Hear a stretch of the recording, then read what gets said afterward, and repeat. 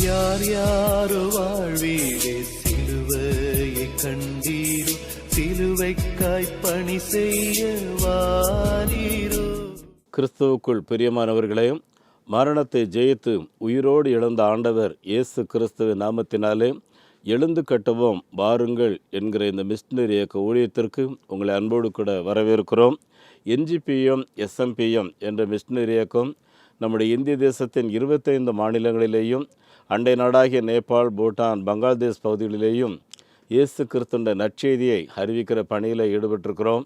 ஆண்டுடைய பெரிய கிருபை, மார்க் 16:15 சர்வ சிருஷ்டிக்கும் சுவிசேஷத்தை சொல்லுங்கள் என்று இயேசு சொன்னார்.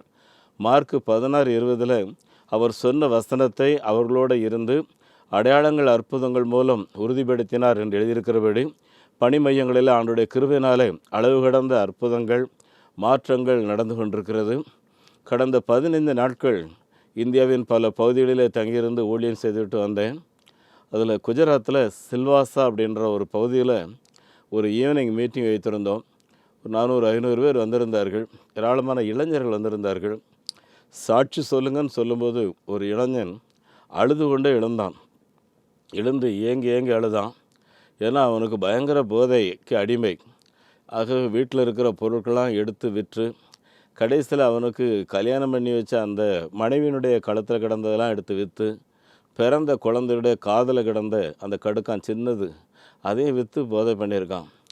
இப்படி இருந்த நேரத்தில் குடும்ப வாழ்க்கை சிதறல், அதோடு கூட பலரோட தொடர்பு, இப்படி ஒரு சீரழிந்த நிலையில் நம்முடைய ஊழியர் அவரை அடிக்கடி சந்தித்து தொட்டு பேசி ஜெபம் பண்ணி அவருடைய தோளில் கையை போட்டு பேசினதை பார்த்து அவருடைய உள்ளத்தில் எல்லாரும் திட்டும்போது இந்த திலீஃபாய் மாத்திரம் என்கிட்ட அன்போடு இருக்கிறாரு அப்படின்னு சிந்திக்க ஆரம்பித்தேன்.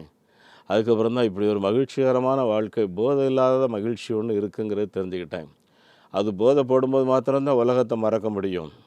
ஆனால் இப்போ இருக்கிற இந்த இயேசு கிறிஸ்துவின் அனுபவம் எப்பொழுதும் பரலோக சிந்தையோடு இருக்கிறேன் என்று சொல்லி ஆண்டவரை மகிமைப்படுத்தினார். என் அன்புக்குரியவர்களே, இப்படிப்பட்ட நல்ல காரியங்களை செய்வதற்காகத்தான் மிஷனரி இயக்கங்களை ஆண்டவர் வைத்திருக்கிறார். இப்படிப்பட்ட இயக்க ஊழியங்களுக்காக ஜெபம் பண்ணி கொள்ளுங்கள். ஆண்டவரின் கிருபையினாலே 270 மிஷனரிமார், சுமார் 250 பணித்தளங்களிலே 168 விதமான மக்கள் இனங்களுக்கு நாம் நற்செய்தி அறிவிக்கிறோம். இதுவரையிலேயும் ஆண்டுடைய பெரிய கிருபையினாலே சுமார் 915 கிராமங்களிலே சபைகளை உருவாக்குவதற்கும் 9180 பேருக்கு ஞானஸ்நானம் கொடுத்து முதல் தலைமுறை கிறிஸ்தவர்களாக்குவதற்கான உதவி செய்தார். பணிமையங்களில் கிட்டத்தட்ட ஒரு 95 ஆலயங்கள் அஸ்திபாரம் போட்டு ஸ்பான்சர் எதிர்பார்த்து காத்திருக்கிறோம். கடந்த வாரத்தில் 5 ஆலயங்கள் பிரதிஷ்டை செய்திருக்கிறோம். அதோடு கூட இதுவரையிலேயும் 70 ஆலயத்தை கட்டி கர்த்தருக்கு மகிமையாக பிரதிஷ்டை செய்திருக்கிறோம். மகாராஷ்டிரா தலைநகர் மும்பையினுடைய பேராயர் ரைட் ரெவரன் பிரபு ஜெவமணி அவர்கள் நம்முடைய பணித்தளத்தை பார்வையிட வந்தார்கள். 2 ஆலயத்தை பிரதிஷ்டை பண்ணினார்கள். அது மாத்திரமல்ல, 20 விசுவாச குடும்பங்களும் அவர்களோட வந்திருந்தார்கள். ஒரு ஆலயத்திற்கு அஸ்திபாரம் போட்டார்கள். கரஞ்பாடா என்கிற அந்த கிராமத்தில் அஸ்திபாரம் போட்டு கர்த்தரை மகிமைப்படுத்தி அந்த ஆலய கட்டுமான பணிக்கு மும்பை பேராயமாக நாங்கள் கட்டுவதற்கு முயற்சிக்கிறோம் என்று வாக்கு கொடுத்தார்கள். அதற்காக நான் ஆண்டவரை ஸ்தோத்திரிக்கிறேன். அருமையானவர்களே, நம்முடைய இந்திய திருநாட்டில் 4 லட்சம் கிராமங்களில் ஆலயம் இல்லை. ஒரு கிராமத்தில் ஒரு ஆலயம் போனால் தான் அந்த கிராமத்து மக்களுக்கு கொஞ்சமாவது உணர்வு வரும். இல்லைன்னா என்னென்னு தெரியாது. அருமையானவர்களே, வாழ்க்கைன்னு என்னென்னு தெரியாது. எப்படி ஆடு மாடு அதே மாதிரி தான் மனிதனுக்குன்னு கொடுத்துருக்கிற அந்த அந்தஸ்தை இந்த திருச்சபையின் போதனைகள் தான் சரியாக உருவாக்குகிறது.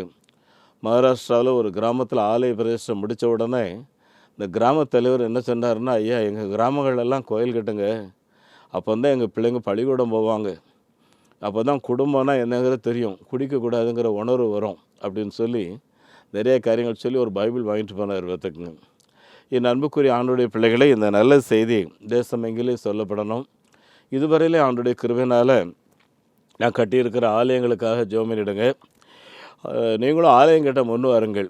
ஒவ்வொரு குடும்பமும் ஒரு ஆலயம் கட்டணும். என்னை கேட்டால் ஒவ்வொரு பாஸ்டரும் வருஷத்துக்கு ஒரு ஆலயம் கட்டலாம். ஒவ்வொரு பேராயர்கள் அவங்களுடைய காலங்களிலே குறைந்தது ஒரு 100 ஆலயம் கட்ட வேண்டும் என்று தீர்மானம் எடுக்கலாம்.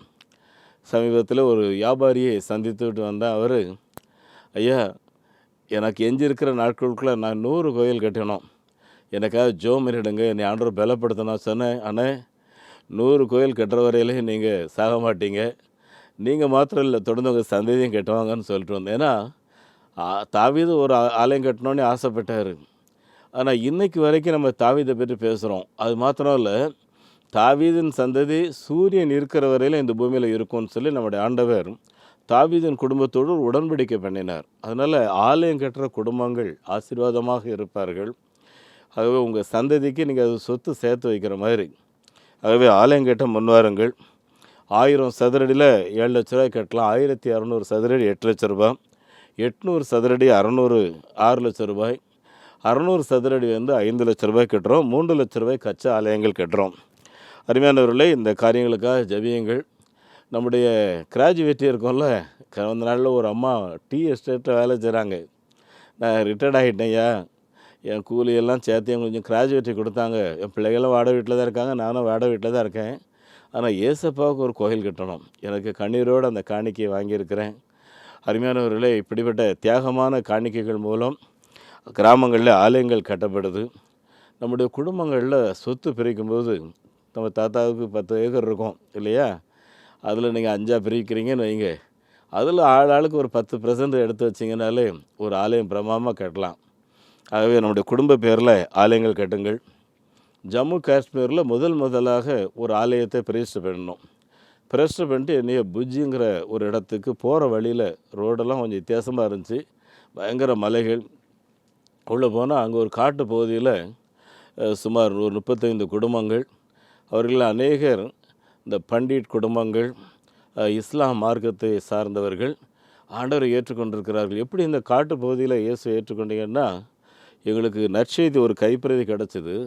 அந்த வீட்டில் ஒரு பிள்ளைக்கு சப்பான்னா இந்த போலியோவில் பாதிக்கப்பட்டு நடக்க முடியாமல் இருக்கிறான். ஆனால் அந்த கைப்பிரதியை பார்த்து அவளுக்கு இயேசு எனக்கு பலம் தருவார்னு சொல்லி கொஞ்சம் கொஞ்சமாக நிமிர்ந்து கடவுளுடைய கிருபைனால் இப்போ நம்ம இடுப்பளவுக்கு அந்த பிள்ளை வளர்ந்துருக்கிறான். அவள் தான் அந்த ஊருக்கு விசுவாசி, முதல் சாட்சி. அதன் மூலம் அந்த குடும்பத்தில் ஒவ்வொருவரும் ஆண்டவர் ஏற்றுக்கிட்டு அப்புறம் அப்படி இப்படிமா ஆண்டவருக்கு மாறிருக்காங்க. அங்கே எங்களுக்கு ஒரு ஆலயம் கட்டித்தாங்க ஏன்னு கேட்டாங்க.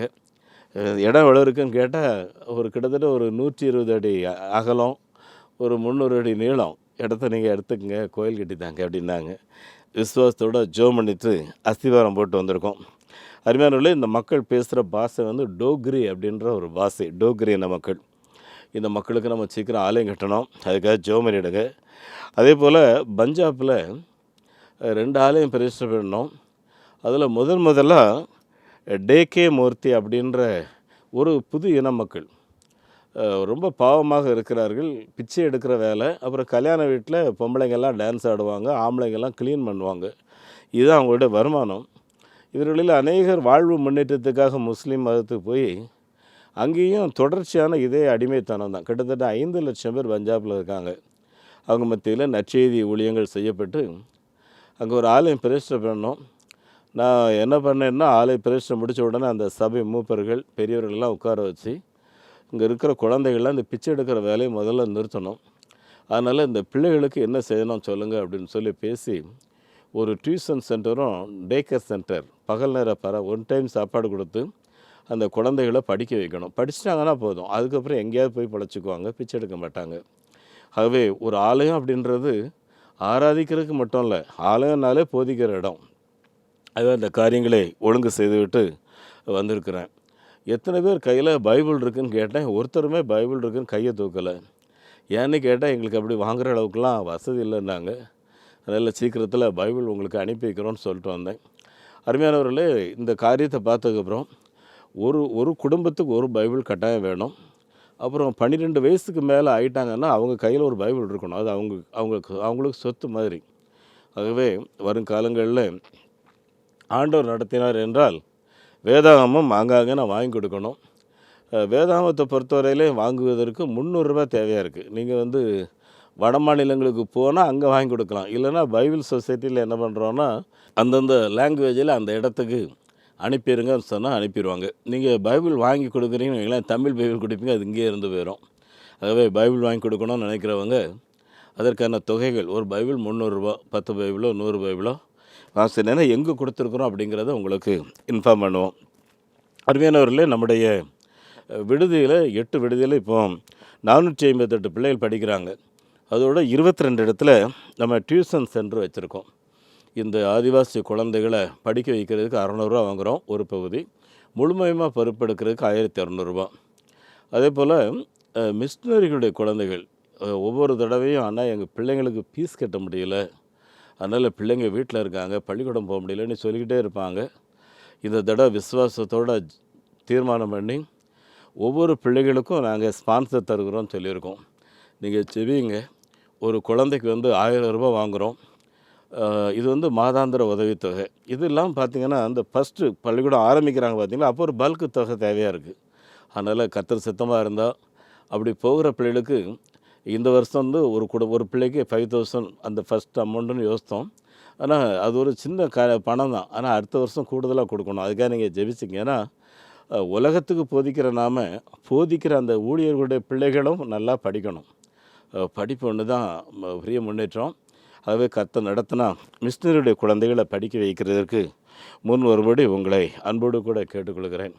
அதே போல் கிராமத்தில் அந்த டியூஷன் நடத்துகிறாங்க பார்த்திங்களா, அந்த டியூஷன் டீச்சர்ஸ் அவங்களுக்கு 2000 ரூபா கொடுக்குறதுக்கு ஜெபம் பண்ணிகிட்ருக்கோம். இது வரைக்கும் 2 டீச்சர்ஸ் தான் அப்பாயின்மெண்ட் பண்ணியிருக்கோம். கடந்த முறை ஆந்திராவில் ஒரு வில்லேஜ் போயிருந்தேன். அங்கே எல்லாமே இந்த கூவி என்ற ஒரு இன மக்கள். இன்னொரு வில்லேஜ் போயிருந்து அவங்க எல்லாமே இந்த எலி பிடிக்கிற ஒரு எலி தான் அவங்க விரும்பி சாப்பிட்ற இது மக்கள். அவ்விதமான ஒரு குரூப்பு. அதுமாதிரி இந்த பிள்ளைங்க யாருக்குமே பள்ளிக்கூடம் போகணுங்கிற உணர்வே கிடையாது. ஆகவே அந்த ஆலயத்துக்குள்ளாகவே டெய்லி ஒரு சாக்லேட் தரான ஓடி வந்துடுவாங்க பார்த்துக்குங்க. அதாவது அன்பானவர்களே, இந்த டியூஷன் சென்டர் முறையாக நடத்தப்பட ஜெர்மனியிடுங்க. விபிஎஸ் அங்கங்கே நடந்துகிட்ருக்கு. 25,000 குழந்தைகளுக்கு விபிஎஸ் மூலமாக நற்செய்தி சொல்கிற திட்டமிட்டு பண்ணிக்கிட்டு இருக்கோம். இதுக்காக ஜெர்மனியிடுங்க. ஒரு விபிஎஸ் ஃபங்க்ஷனுக்கு 2000 ரூபாய் வாங்குகிறோம். அருமையானவர்களே, உங்களுடைய தியாகமான ஜெபம் காணிக்கை எங்களை மிக உற்சாகப்படுத்துகிறது. இதுவரையிலையும் இயக்கத்தின் தேவை 40 லட்சம் ரூபாய். ஆனால் கடனை கிடையாது. ஒவ்வொரு மாதமும் ஆண்டவர் ஆகாயத்து பட்சிகளுக்கு போசிக்கிறது போல் உங்களைப் போல கர்த்தருடைய பிள்ளைகளை எழுப்பி இந்த ஊழியங்களை தேவன் நடந்துக்கிட்டு இருக்கிறார். அருமையானவர்களே, தினந்தோறும் காலையில் 4 மணிக்கு ஜெபம் பண்ணுறோம். எதுக்காக ஜெபம் பண்ணுறோன்னா, ஆண்டவரே இந்தியர்கள் ஒருவர் கூட நரகம் போகக்கூடாது. அதே மாதிரி இந்தியர்களுடைய குடும்பங்களில் சமாதானம் இல்லாமல் போதை, அப்புறம் நேரம் சரியில்லை, விதி சரியில்லைன்னு சொல்லி தவறான இடங்களுக்கு ஓடி வாழ்க்கை சீரழிக்கிற மக்களுக்கு ஒரு சமாதானத்தை இணைக்க தவறுன்னு சொல்லி டெய்லி ஜெபம் பண்ணுறோம். நாட்டின் சமாதானத்துக்காக ஆளுங்கட்சிக்காக ஜெபம் பண்ணுறோம். அருமையானவர்களே, நீங்களும் எங்களோட சேர்ந்து ஜெபிக்க வாருங்கள். அது மாத்திரம் இல்லை, நாங்கள் செய்கிற ஊழியத்தில் 100% அப்படியே பணித்தளத்தில் பலன் கொடுக்க வேண்டும். இந்த காரியங்களுக்காகவும் ஜெபித்து கொள்ளுங்கள். நாங்கள் இந்த அமைப்பு எந்த ஒரு குறிப்பிட்ட சபைக்கு சொந்தமான அமைப்பு அல்ல. இது சுவிசேஷம் அறிவிக்கிற ஒரு நற்செய்தி அமைப்பு. டினாமினேஷனை நம்ம எழுப்ப மாட்டோம். ஆகவே அன்புக்குரியவர்களே, சபை சார்பற்ற இந்த ஊழியத்தில், நற்செய்தி அறிவிக்கிற ஊழியத்தில் நீங்களும் உங்களை பங்காளர்களாக இணைத்து கொள்ளுங்கள். அது மாத்திரம் இல்லை, பிராந்திய மிஷினரிகளுக்கும் விசுவாசிகளுக்கும் நிறைய பயிற்சிகளை நடத்தி டிசிபிள் மேக்கிங் மூமெண்ட், ஒவ்வொரு விசுவாசியையும் நம்ம ஒரு சுவிசேஷர்களாக, அதாவது சீசர்களாக உருவாக்கணும். அதே மாதிரி வேதத்தை முறையாக அவர்கள் கற்றுக்கொள்ள வேண்டும். இதற்காக சிறப்பு பிரயாசங்கள் எடுத்துக்கொண்டிருக்கிறோம். இதன் மூலம் மக்கள் கூட்டங்கள் உண்மையான கர்த்தரை கண்டுகொள்வார்கள். இதற்காக ஜெபித்து கொடுங்கள். அருமையானவர்களே, நம்முடைய தரிசனம் இந்தியாவில் 100 மிஷன் சென்டர் உருவாக்கணும். ஒவ்வொரு சென்டர் மூலம் 100 எவாஞ்சலிஸ்ட் உருவாக்கணும். ஒவ்வொரு எவாஞ்சலிஸ்ட்டும் 10 சபைகள் உருவாக்கணும். இந்த காரியங்களுக்காகவும் ஜெபமண்டிகளும்படி உங்களை அன்போடு கூட கேட்டுக்கொள்கிறேன். மாதந்தோறும் ஆத்ம சவால் என்ற ஒரு பத்திரிக்கை நம்ம வெளியிடுகிறோம். இந்த பத்திரிக்கை மட்டும்தான் இயக்கத்துக்கு செலவு, மற்றபடி வாடகைலாம் கிடையாது. ஆகவே அந்த பத்திரிக்கை உங்களுக்கு இலவசமாக தான் அனுப்புகிறோம். நிறைய ஜெப குறிப்புகள் இருக்கும். இந்த பத்திரிக்கைகளை உங்கள் வீட்டில் நீங்கள் வாட்ஸ்அப் நம்பர் அனுப்புனீங்கன்னா நாங்கள் அனுப்பி வைப்போம். முழு அட்ரஸ் அனுப்புனீங்கன்னா தபால் மூலமாக அனுப்பி வைக்கிறோம். அதற்கான அரசு சலுகைகளையும் பெற்றிருக்கிறோம். ஆகவே கர்த்தர் சித்தமாக இருந்தால் இந்த பத்திரிகை எல்லாரும் வாங்கிக்கொள்ளுங்கள். நீங்கள் கொடுக்குற பல்க் டொனேஷன், சிறப்பு நன்கொடைகளுக்கு 80G எக்ஸப்ஷன் நம்மிடத்தில் இருக்கிறது. ஆண்டவர்களை நடத்துவார் என்றால் இயக்கத்தின் தேவைகளில் பங்கெடுங்கள். ஒரு மிஷினரி ஸ்பான்சர்ஷிப் 3000 ரூபாய், ஒரு ஆதிவாசி குழந்தை படிக்க வைக்கிறதுக்கு 600 ரூபாய், மிஷினரிகள் குழந்தைகளை படிக்க வைக்கிறதற்கு 1000 ரூபாய், அதோடு கூட வேதாகமம் வாங்குவதற்கு 300 ரூபாய் தேவை. அதோடு கூட டியூஷன் சென்டர் நடத்துகிற டீச்சர்ஸ்க்கு 2000 ரூபாய் தேவை. விபிஎஸ் நடத்துகிறோம், அதற்கு தேவை. ஆலயம் கட்டுகிற விஷயத்தில் உங்கள் குடும்ப பங்கெடுப்பாக ஆலயங்கள் கட்டுங்கள். கர்த்தர் நிச்சயமாக உங்களை ஆசீர்வதிப்பார். என்னுடைய வங்கி எண்ணை குறித்து வைத்துக் கொள்ளுங்கள். நெகேமியா new generation partaker movement NGPM, state bank of India, Thiruvancheri branch, Chennai.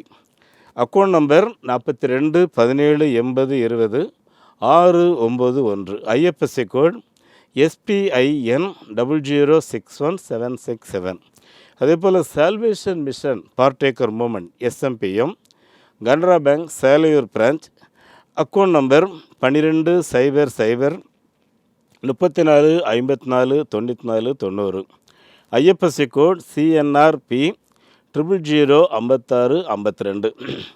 இவங்களுடைய செல் நம்பர் 90 43 86 7550 944 73 7550.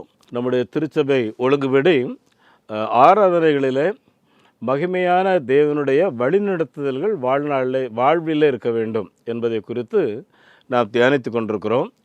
நம்முடைய ஆண்டவராகிய இயேசு கிறிஸ்து இந்த ஆராதனை குறித்து சொல்லும்போது யோவான் 4வது அதிகாரம் 24வது வசனத்தில் சமாரியா ஸ்திரீயிடத்தில் தேவன் ஆவியாக இருக்கிறார், அவரை தொழுது கொள்ளுகிறவர்கள் ஆவியோடும் உண்மையோடும் அவரை தொழுது கொள்ள வேண்டும். அது மாத்திரமல்ல, பிதாவை எங்கும் தொழுது கொள்ளலாம் என்று சொல்கிறார். ஆகவே பிதாவை தொழுது கொள்வதற்கென்று எல்லா இடத்துலையும் தொழுது கொள்ளலாம்.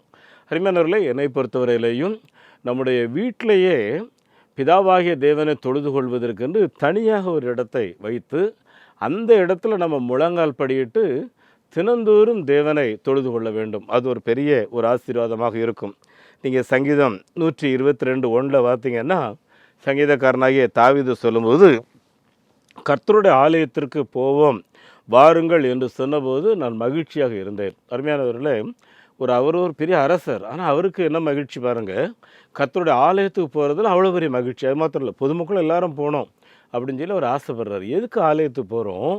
அருமையானவர்களே, இந்த ஆலயத்துக்கு நம்ம இங்கிலீஷ் பைபிளில் பார்த்தீங்கன்னா சினகாகு அப்படின்னு இருக்கும். சினகாகுன்றதுக்கு சரியான பொருள் பார்த்தீங்கன்னா டீச்சிங் சென்டர்.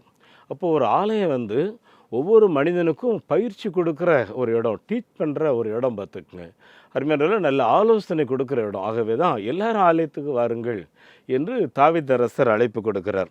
என் அன்புக்குரியவர்களே, இப்படி ஆலயத்தில் சென்று எல்லாரோட சேர்ந்து ஆண்டவரை மையப்படுத்துகிறது மிக ஆசீர்வாதம். அது மாத்திரம் இல்லை, ஆலயத்துக்கு குடும்பமாக போகணும். நீங்கள் அப்போஸ்தலர்கள் பார்த்தீங்கன்னா, ஆதியாகமம் அப்போஸ்தலர் நடவடிக்கைகளின் புஸ்தகம் 2வது அதிகாரம் 42வது வசனத்தில் ஆதி அப்போஸ்தலர்கள் ஒன்றாக கூடி ஒரு மனதோடு அப்பம் விட்டு தேவனை மகிமைப்படுத்தினார்கள் அப்படின்னு இருக்கும். ஆளுக்கு ஒவ்வொரு இடத்துக்கு போகலை. இப்போ நம்முடைய திருச்சபைகளில் இல்லைன்னா நம்முடைய குடும்பங்களில் இருக்கிற பிரச்சனை என்னென்னா, கணவன் ஒரு ஆலயம், மனைவி ஒரு ஆலயம், அப்புறம் பிள்ளைகள் இன்னொரு ஆலயம் பார்த்துக்குங்க. அதில் இப்படிப்பட்ட காரியங்கள் அந்த வீடே ஒரு ஐக்கியமாக இருக்காது. என்னை பொறுத்தவரையில் அது ஏற்புடையது அல்ல. கணவன் மனைவி பிள்ளைகளாக ஒரே ஆலயத்துக்கு போகணும். உங்களுக்கு பிடித்த ஆலயத்துக்கு போங்க, ஆனால் ஆளுக்கு ஒரு ஆலயம் போகாதீங்க. எனக்கு நல்லா மியூசிக் போட தெரியும், அதனால் நான் மியூசிக் போடுற வாய்ப்பு கொடுக்குற இடத்துக்கு போகிறேன்றது ஒருத்தர். அப்புறம் எனக்கு நல்லா பாட்டு பாட தெரியும், பாட்டு பாடுற இடத்துக்கு நான் போகிறேன்ட்டு இன்னொரு இடத்துக்கு இன்னொரு பிள்ளைகள் என்ன பண்ணுறாங்க, எங்கே எப்போ பார்த்தாலும் நல்லா மியூசிக் போட்டு ஒரே டான்ஸ் ஆடணும், டப்பாங்குத்து டான்ஸ் ஆடணும். ஆமாம், அதுதான் எனக்கு பிடிக்குது, அதனால் நான் அங்கே போகிறேன். என் அன்புக்குரியவர்களே, இப்படிப்பட்ட குடும்பங்களில் ஏராளமான பிரிவினைகள் காணப்படாகவே ஆராதிக்க செல்கிறவர்கள் ஒரே இடத்துக்கு சென்று அவரை ஆவியோடும் உண்மையோடும் ஆராதிக்க வேண்டும். அதுதான் முக்கியம். சரியா? 2வது பார்த்திங்கன்னா, இந்த ஆராதனை குடும்ப பலிபீடம்னு சொல்லுவாங்க. மத்தேயு 18:18 பார்த்திங்கன்னா, உங்களில் 2 பேர் ஒருமனப்பட்டு ஜெபத்தில் எங்கே கூடுவீர்களோ அங்கே நான் வருகிறேன் என்று இயேசு சொல்லியிருக்கிறார். இப்போ 2 பேர் ஒருமனப்படுறது எங்கே? கணவன் மனைவி தான் ஒருமனப்பட முடியும். நீங்கள் கணவன் மனைவி ஒருமனப்பட்டு 2 பேரும் சேர்ந்து ஜெபம் பண்ணி பாருங்கள். சில குறிப்பிட்ட காரியங்களுக்காக 2 பேரும் சேர்ந்து கரம் பிடித்து ஜெபம் பண்ணி பாருங்கள். அதனுடைய ஆசீர்வாதமே மிகவும் உயர்ந்த ஆசீர்வாதம் பார்த்துக்குங்க. 30 நூல் சீக்கிரம் ஆராதன்னு சொல்லுவாங்க பார்த்தீங்களா, ஒரு குதிரை தனியாக ஓடணும் 1000 டன், ஆனால் 2 குதிரை ஒன்றா ஓடனா 2000 தானே எடுக்கணும், ஆனால் 16,000 டன் எடுக்கும்னு சொல்கிறாங்க. அப்படின்னா ஒரு இல்லறம் சிறப்பாக இயங்குவதற்கு 2 பேரும் ஒன்றாக சேர்ந்து செயல்பட வேண்டும். அந்த 2ஆக ஒன்றாக இணைக்கிற இடம் தான் இந்த குடும்ப பலிபீடம் பார்த்துக்குங்க. இன்னும் குடும்பத்தில் சில நேரங்களில் பார்த்தீங்கன்னா, பிள்ளைகளுடைய படிப்பில் ரொம்ப பிரச்சனை இருக்கும். நீங்கள் எதிர்பார்த்த அளவு படிச்சிருக்க மாட்டாங்க. சில நேரங்களில் பிள்ளைகளுக்கு கல்யாணம் பண்ணணும்னு நினச்சிருப்பீங்க. பிள்ளைங்க எந்த மாப்பிள்ளையை கொண்டு வந்து கொடுத்தாலும் வேண்டாம் வேண்டாம்னு சொல்லுவாங்க. உங்களுக்கு வெறுத்து போயிடும். இவன் யாரையா கொண்டு வந்தால் விட பரவாயில்லையே அப்படின்றது. ஆனால் பிள்ளைகளுக்கு அப்படிப்பட்ட நிலையே இருக்காது. சில பிள்ளைகள் எதையும் மனசில் வைக்காமல் ஆண்டவரை மாத்திரம் பார்த்துட்டு இருப்பாங்க. என் அன்புக்குரியவர்களே, எதுவாக இருந்தாலும் சரி, நீங்கள் கணவன் மனைவி தான் அந்த பிள்ளைகளுக்கு சரியான எதிர்காலத்தை உருவாக்கி கொடுக்க வேண்டிய பொறுப்பு. ஆக நீங்கள் 2 பேரும் சேர்ந்து அந்த பிள்ளைகளுக்காக ஜெபம் பண்ணுகிறதை பிள்ளைகள் பார்க்க வேண்டும். அருமையானவர்களே, சமீபத்தில் ஒரு வீட்டுக்கு போயிருந்தேன். அந்த வீட்டில் அந்த ஐயா ஒரு கோயிலுக்கு போகிறாரு. பிள்ளைங்க 5 பொம்பளை பிள்ளைங்க 5 பேரும் தனியாக ஒரு கோயிலுக்கு போகிறாங்க. அந்த கோயிலில் என்ன சொல்லிக் கொடுக்குறாங்களா அவங்களுக்கு, உங்கள் அம்மா அப்பாவுக்கு உங்களை பெக்கிறது தான் உரிமையை தவிர உங்களுடைய எதிர்காலங்களை அமைத்துக் கொள்வதுகிற உரிமை உங்களுக்கு தான் இருக்குது. அது அவங்களுக்கு கிடையாது. உங்கள் காரியத்தில் அவங்க தலையிடவே முடியாது. மூக்க நுழைக்க விடாதீங்கன்னு சொல்லி ஆலோசனை சொல்லுகிறேன். இப்போ மூத்த மகளுக்கு 38 வயசு. என் அன்புக்குரியவர்களே, இப்படிப்பட்ட இடங்களில் எப்படி இருக்கும்னு யோசித்து பாருங்கள். நான் அந்த பிள்ளைகளோட ஒரே ஒரு வார்த்தை சொன்னேன். என்ன சொன்னேன்னா, இப்போ அப்பா இருக்கிற வரைக்கும் உங்களுக்கு ஒரு சேஃப்மா, ஆனால் அப்பா இல்லாத ஒரு நாள் வந்துச்சு அப்படின்னா உங்கள் பாதுகாப்பு ஒரு பெரிய இசுவாயிரும்னு சொல்லும்போது, அப்பாலை இப்போ சாத்தானே விசுவாசமுள்ள வார்த்தையை பேசு. என் அன்புக்குரியவர்களே, விசுவாசமுள்ள வார்த்தை தான் நடைமுறையிலே ஒன்று இருக்கிறது அல்லவா? என் அன்புக்குரிய ஆண்டுடைய பிள்ளைகளை, இப்படிப்பட்ட போராட்டங்களிலே கிடக்கிறவர்களுக்கு இந்த குடும்ப பலிபீடம் தான் சரியான பதில் கொடுக்குற இடம் பார்த்துங்க. ஆகவே இந்த ஆராதனைக்கு ஆலயத்துக்கு போகிறோம் நல்லது, தனித்தனியாக நம்ம ஜெபம் பண்ணுறோம் நல்லது. ஆனால் குடும்ப பலிபீடத்தை நீங்கள் கட்டி பாருங்கள், எப்பேற்பட்ட பிரச்சனையும் சால்வ் ஆகிரும் பார்த்துக்குங்க. ஆகவே தான் குடும்ப பலிபீடம் ரொம்ப முக்கியம். ஆபிரகாம் சாரால் குடும்ப பலிபீடத்தை நல்லா கட்டி எழுப்பினதுனால தான் அந்த வீட்டில் பிறந்த அந்த ஈசாக்கு ரொம்ப ஆசீர்வாதம். அருமையானவர்களே, அது மாத்திரம் இல்லை, அந்த சந்ததிக்கே அது ஒரு ஆசீர்வாதம். இன்றைக்கும் சொல்கிறோம்ல, ஆபிரகாம் ஈசாக்கு யாக்கோபின் முற்பிதாக்களின் தேவனே என்று சொல்லி. என் அன்புக்குரியவர்களே, இந்த குடும்ப பலிபீடம் அப்படிப்பட்ட ஒரு பெரிய ஆசீர்வாதம். அருமையானவர்களே, அது மாத்திரம் இல்லை, இந்த ஆண்டவருடைய பிள்ளைகள் ஆண்டவரை ஆராதிக்க வேண்டும் என்பதற்காகத்தான் அடிமைத்தனத்திலிருந்து விடுதலை அடைகிறார்கள். யாத்திராகமம் 4வது அதிகாரம் 22, 23 வாஸ்து பார்த்தீங்கன்னா, மோசே ஆண்டவர் பார்வோன் அனுப்புகிறார். என்ன சொல்லி அனுப்புகிறார் பாருங்கள். அப்பொழுது பார்வோனோடு மோசே என்ன சொல்ல வேண்டும் என்றால், இஸ்ரவேல் என்னுடைய குமாரன், என்னுடைய சிரேஷ்ட புத்திரன், எனக்கு ஆராதனை செய்யும்படி என் பிள்ளைகளை அனுப்பிவிடு. பாருங்கள், அடிமைத்தனத்தில் இருக்கிற ஜனங்கள் அதிலிருந்து வெளியே வந்து விடுதலையோடு போன எதற்காக? தேவனை ஆராதிக்கிறதற்காக. ஏன் தேவனை ஆராதிக்கணும்? நல்லா கவனிங்க. தேவாலய ஆராதனை தான் சரீர நோய்களெல்லாம் குணமாக்குகிறது. இது என்னுடைய வாழ்க்கையின் அனுபவம். அருமையானவர்களே, திருவிருந்து எடுக்கும் பொழுதெல்லாம் இயேசுவே, இது என்னுடைய சரீர நோய்களை தீர்க்கிற குணமளிக்கும் மருந்தாக எனக்கு ஆசீர்வதித்தாருன்னு சொல்லி அந்த அப்பத்தையும் திராட்சரசத்தையும் பயபக்தியோடு உட்கொள்ளும்போது நம்முடைய ஆன்மா ஒரு பலம் அடைகிறதோடு சரீரமும் நோய்களெல்லாம் நம்ம விட்டு அகற்றுகிறது. அதுதான் இந்த தேவாலய ஆராதனை குணமளிக்கிற இடம். 2வது பார்த்திங்கன்னா, தேவாலய ஆராதனை கட்டுகளை உடைக்கிற இடம் பார்த்துங்க. பவுலும் சீலாவும் சிறைச்சாலையில் 2 பேரும் இரும்பு சங்கிலி போட்டு கட்டி வச்சுருந்தாங்கன்னு பைபிள் எழுதியிருக்கு. ஆனால் அவங்க 2 பேரும் கர்த்தரை மகிமைப்படுத்தும் போது அந்த சிறைச்சாலையினுடைய அந்த இது இருக்கு இல்லையா, செயின்லாம் தெரித்து ஓடியதுன்னு சொல்லி பைபிள் எழுதியிருக்கு இல்லையா? அப்படின்னா என் அன்பானவர்களே, நம்ம வாழ்க்கையிலையும் நிறைய கட்டுகள் இருக்குல்ல. எரிகோவின் கோட்டை பெருசாக இருந்துச்சுன்னு சொல்லி பைபிள் எழுதியிருக்கு. ஆனால் ஆண்டவர் என்ன சொல்கிறாரு? எரிகோவின் கோட்டையை 7 முறை சுற்றி வாருங்கள். 7வது நாள் 7 முறை சுற்றி மகா ஆர்ப்பரிப்போடு கர்த்தரை மையப்படுத்துங்கள். அப்பொழுது கோட்டை உங்களுக்கு முன்பாக சுக்குநராக உடஞ்சி போயிடும். ஒருவேளை உங்கள் வாழ்க்கையில் அப்படிப்பட்ட போராட்டங்கள் இனி எந்த வழியுமே இல்லை அப்படின்னு இருக்கோன்னா, மனம் துவண்டு அதுக்காக எங்கேயா தற்கொலை பண்ணுறதுக்கு ஓடிடுறாங்க. நிறைய பேர் தற்கொலைக்கு போடுற ஒரே காரணமே, இனி எனக்கு ஒரு வழியே இல்லை அப்படிங்கிறது. அப்படி கிடையாது. அன்புக்குரியவர்கள் நல்லா கவனிங்க. காற்று எங்கே அடிச்சது அங்கே அது போயிடும். அதே மாதிரி உங்கள் பிரச்சனை எங்கே ஆரம்பித்தா தன்னால போயிடும். நீங்கள் அவசரப்படுறதுனால தான் இப்படிப்பட்ட முடிவு எடுக்கிறீங்க. ஆகவே எடுக்காதீங்க. அது ஒரு முடிவே கிடையாது. தற்கொலைங்கிறது வாழ்க்கைக்கு ஒரு முடிவே கிடையாது. என் அன்புக்குரியவர்களே, அந்த பிரச்சனை தானாலே விலகி விடும் பார்த்துக்குங்க. ஆமாம், இயேசுவுக்கு தெரியும். அவர் சொல்கிறாரு, வருத்தப்பட்டு பாரம் சுமக்கிறோ யாரும் என்னிடத்திற்கு வாருங்கள், உங்களுடைய பாரத்தை என்மேல் இறக்கி வையுங்கள், நான் உங்களுக்கு இளைப்பாறுதல் தருவேன்கிறார். ஆகவே அன்புக்குரிய தேவனுடைய பிள்ளைகளே, இப்படிப்பட்ட மகிமையான ஆண்டவரை மகிமையாய் ஆராதிக்கிற இந்த கிருபைகளை ஆண்டவர் உங்களுக்கும் எனக்கும் கொடுக்க வேண்டும். ஒன்றை கவனித்துக் கொள்ளுங்கள், இந்த உலகத்தில் அழியாதது ரெண்டு தான். ஒன்று இந்த வேத வசனம், இன்னொன்று மனித ஆத்மா பத்துக்காகவே தான் நம்முடைய ஆண்டவராக இயேசு கிறிஸ்து அடிக்கடி ஆத்மா நஷ்டமாயின்னா அதில் ஒரு பிரயோஜனம் இல்லையப்பா, மோசம் போயிடாத, ஆத்மாவை காத்துக்கொள்னு சொன்னார். என் அன்புக்குரியவர்களே, நாமும் நம்முடைய ஆத்மாவை எல்லா நிலைகளிலேயும் நாம் காத்துக்கொள்ள வேண்டும். இன்னொரு நடந்த சம்பவத்தை சொல்கிறேன். ஜான் வெஸ்லி ஒரு பெரிய பிரசங்கியார்.